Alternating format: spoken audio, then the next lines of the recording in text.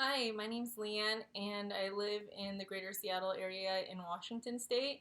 And I've had Jindos for going on 9 years now. We had a Jindo prior to Yogi here, who you see in the background, for 8 years before we got Yogi.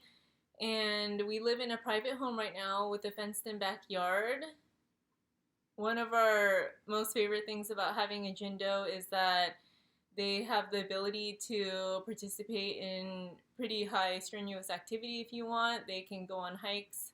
We used to go on 7 or 10, 12 mile hikes with our previous dog, who was a Jindo mix.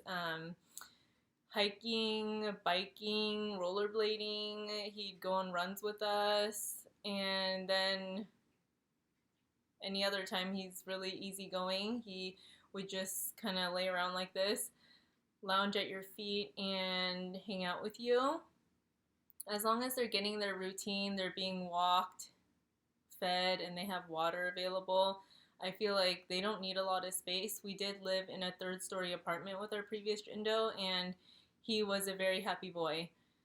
I feel like another thing that I really like about Jindos is that they're quite clean and they're not excessive barkers. The fact that they're pretty clean, sometimes they don't want to go to the bathroom in your yard, so you might have to walk them a block or two away, maybe sometimes even further, I've heard, for them to be comfortable to go to the bathroom. That could be a good or bad thing depending on how you perceive it.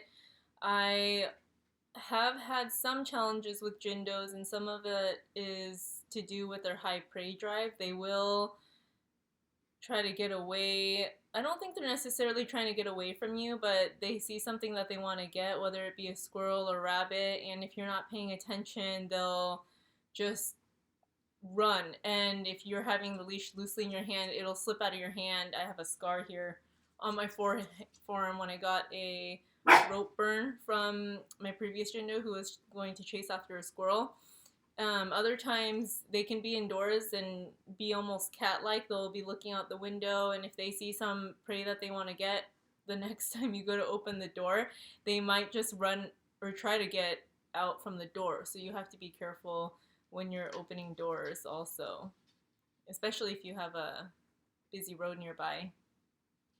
I would say another thing about Jindos that is different from some other breeds would be that they're very mouthy when they play. So when they meet another dog, and they might not like all dogs, they could be dog selective too.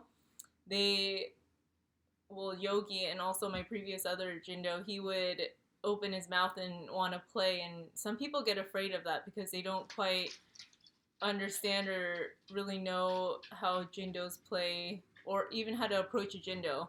The other thing is a lot of people don't even know what a Jindo is. They're like, huh? An Akita? Is that a Husky mix? So we get that a lot too. Not as much anymore. There's a lot more Jindos coming around in this area from rescues, but yeah, those are some of the things that we've experienced.